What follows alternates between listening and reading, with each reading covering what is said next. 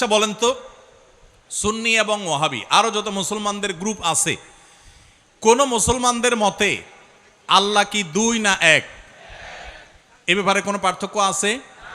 কোনো পার্থক্য আছে? আমাদের রাসূল মুহাম্মদ সাল্লাল্লাহু আলাইহি সাল্লাম এ ব্যাপারে কারো কোনো সন্দেহ আছে? ওয়াহাবি সুন্নি কারোর মধ্যে কোনো মত পার্থক্য আছে? কারোর মধ্যে নাই।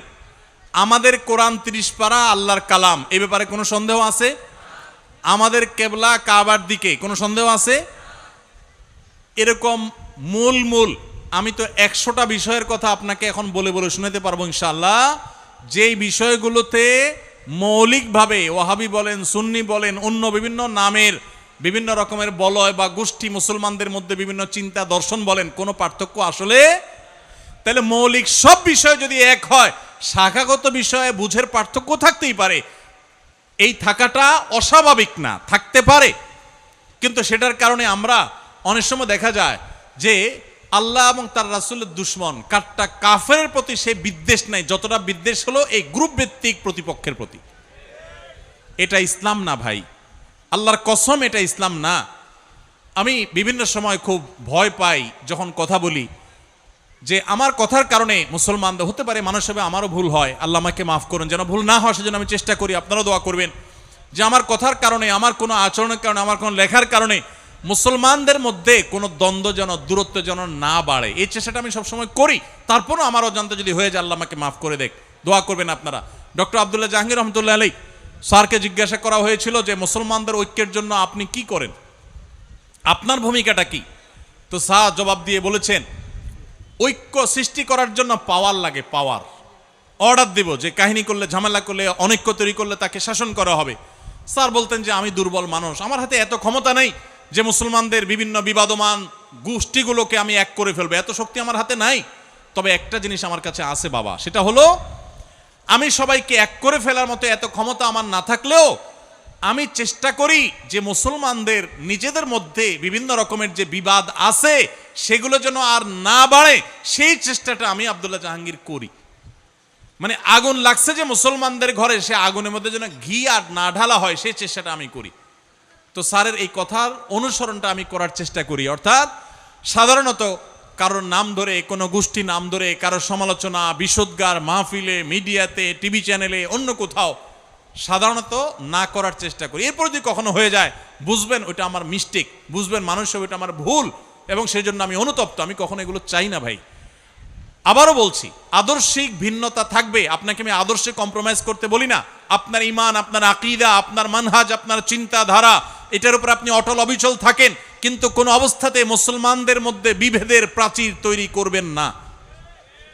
আল্লাহর ওয়াস্তে নতুন করে বিভেদের প্রাচীর আর তৈরি করবেন না। সমস্ত কুফুর অপশক্তি আজ একাট্টা হয়ে গেছে, শুধু আমরাই বিভক্ত। আমাদের এখন বিভক্তি দূর করে একেবারে গলাগলি করে কাছে আসি হতে হবে, আমি এমনটা বলছি না। আপনি আপনারটা করেন, উনি ওনারটা করুক, মতপার্থক্য আপন জায়গায় থাকুক, কিন্তু দিন শেষে মনে রাখেন উনিও আপনার কেবলাকে কেবলা মনে করেন, উনি আপনার রাসূলকে রাসূল মনে করেন, উনি আপনার আল্লাহকে আল্লাহ মনে করেন, উনি আপনার কোরআনকে কোরআন মনে করেন, উনি আপনার হাদিসকে হাদিস মনে করেন। আপনি 5 ওয়াক্ত নামাজ ফরজ মনে করেন, উনি 6 ওয়াক্ত মনে করে না, 4 ওয়াক্ত মনে করে না, উনিও 5 ওয়াক্ত নামাজকে ফরজ মনে করে। উনি ইসলামের 5 রকমের কথা বলে, আপনিও 5টার কথা বলেন। মৌলিক সব বিষয় আপনার সাথে তার মিল আছে, কিছু বিষয়ে যে অমিল আছে, পার্থক্যের জায়গা আছে, আপনি সুন্দরভাবে যৌক্তিকভাবে প্রমাণ দিয়ে, দলিল দিয়ে, যুক্তি দিয়ে, আপনার কথা দিয়ে, অনুপম আদর্শ দিয়ে, আপনার হিকমা দিয়ে, আপনার প্রজ্ঞা দিয়ে, আপনার জ্ঞান দিয়ে আপনি আপনার ভাইকে, যিনি ভুল পথে আছেন বলে আপনার মনে হয়, আপনি তাকে বুঝাবার চেষ্টা করেন। আল্লাহর ওয়াস্তে ওয়াজ মাহফিলের মঞ্চকে, আলোচনার মঞ্চকে, মাইককে, টেলিভিশন মিডিয়ার ক্যামেরাকে, মাইককে, এগুলোকে গাল মন্দের ক্ষেত্রে পরিণত করবেন না। আপনারা যারা সাধারণ মানুষ আছেন, আপনাদেরকে আমরা বলবো যে সর্বস্তরের সাধারণ ভাই বোনেরা, আপনারা আল্লাহর ওয়াস্তে হুজুরদের কেউ যদি এরকম দলাদলি এবং গ্রুপ করাকরি করে, ডিভাইড এবং আপনার এই জাতীয় পার্থক্য তৈরি করে, গ্রুপিং করে, বাড়াবাড়ি করে, আল্লাহর ওয়াস্তে এই কাজটাতে হুজুরের সহযোগিতা করবেন না। আপনি আপনার কাছে যেটা সঠিক মানুষ আমল করবেন। আল্লাহ আমাদের সবাইকে মুসলমানদের ঐক্যের প্ল্যাটফর্ম যেন তৈরি হয়। দেখুন, আমাদের পার্শ্ববর্তী অনেক দেশ, পৃথিবীর অনেক দেশ বিভিন্ন মতের মুসলমানদের একত্র হতে আমরা দেখেছি, কিন্তু আমাদের দেশে সেগুলো নাই। বিভেদ দিন দিন আরো বাড়ছে, বাড়ানো হচ্ছে। আল্লাহ আমাদের সবাইকে এই বিভেদগুলো দূর করে ঐক্যের পরিবেশ তৈরি করার মতো কাজ করার তৌফিক দান করুন। সবাই চেষ্টা করতে পারবো না ইনশাআল্লাহ? চট্টগ্রামে একটা প্রচলিত কথা আছে, পীর না ধরলে নাকি বেহেশতে যাওয়া যাবে না, সরাসরি নাকি আল্লাহকে পাওয়া যায় না। কথাটা কতটুকু সত্য? এটা শুধু চিটাগাংয়ের কথা না বাজি, পুরো দেশে এগুলা কথা মানুষ কয়।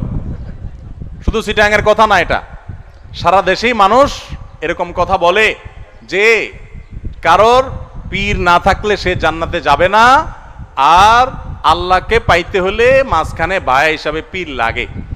দেখুন, এটা একেবারে ভিত্তিহীন কথা। কোরআন হাদিসের কোনো কোথাও এর কোনো নাম নিশানা নাই। মনে রাখবেন, হিন্দুদের বা অন্য ধর্মাবলম্বীদের সাথে মুসলমানদের যেসব বিষয়ে পার্থক্য আছে, এই পার্থক্যগুলোর ভিতরে প্রধান পার্থক্য হলো তারা ঈশ্বরকে পাওয়ার জন্য বিভিন্ন দেবদেবীর আশ্রয় নেয়, তাই না? দেবদেবীর পুজো করে, তারা তাদের ঈশ্বরদের পাইয়ে দেয়, তাই না? ডাইরেক্ট না। তাদের জ্ঞানের জন্য তারা সরস্বতীকে পূজা করে, আরেকটার জন্য আরেকজনকে পূজা করে, দুর্গার একটার জন্য পূজা করে। এগুলো সব বিভিন্ন দেবদেবী পূজা করে তারা ঈশ্বরকে সন্তুষ্ট করতে চেষ্টা করে। মুসলমানদের মূল থিমটাই হলো ইয়াকা না'বুদু ওয়া ইয়াকা, তোমারই শুধু ইবাদত করি, কোনো দেবদেবীর না, কোনো ভায়ার না, কোনো মিডিয়ার না, কোনো মাধ্যমের না, কোনো পীরের না, সমস্ত ইবাদত শুধু কার? আর তোমার কাছেই শুধু সাহায্য চাই, এটাই তাওহীদ। আর এটার বিনিময়ে আল্লাহ জান্নাত দিবেন। এজন্য কোনো মুসলমান, কোনো ভাই আমার, কোনো বোন আমার যেন শিরকে লিপ্ত না হন, ভাইরা আমার। হ্যাঁ, অবশ্যই পীর নাম দেন, অন্য কোনো নাম দেন আপনি, কোনো একজন আলিম, কোনো একজন মুত্তাকি পরহেজগার বা একাধিক কোনো ভালো মানুষ তার সান্নিধ্যে আপনি থাকলেন ভালো হওয়ার জন্য, তার কাছ থেকে গাইডলাইন গ্রহণ করলেন, কোরআন হাদিসের আলোকে যদি তিনি বলেন তাহলে সেগুলো নিলেন, এটা তার কাছ থেকে ভালো কিছু গ্রহণ করবার জন্য করলেন, এগুলো জায়েজ আছে। বরং শুধু জায়েজ না, এগুলো বরং করা কাম্য। আল্লাহ বলেছেন, ইয়া আইয়ুহাল্লাযীনা আমানুত্তাকুল্লাহ ওয়া কুনু মা'আস সাদিকিন, হে ঈমানদারগণ তাকওয়া অবলম্বন করো এবং সত্যবাদীদের সাথে থাকো। সেই হিসাবে আপনি ভালো মানুষ, নেককার মানুষ, আল্লাহওয়ালা মানুষ, পরহেজগার মানুষ, তাদের সাথে থাকবেন, উঠা বসা করবেন, তাদের সান্নিধ্যে দিবেন। কিন্তু ওই যে পীর না ধরলে, ধরাধরি জিনিসটা তো ভাই ভালো জিনিস না। কি বলেন ও বাজি? ধরাধরি কি ভালো জিনিস নাকি? ধরাধরি করা, ধরাধরি কাউকে যদি ধরে, এটা তো নেগেটিভ অর্থে হওয়ার সম্ভাবনা আছে, তাই না?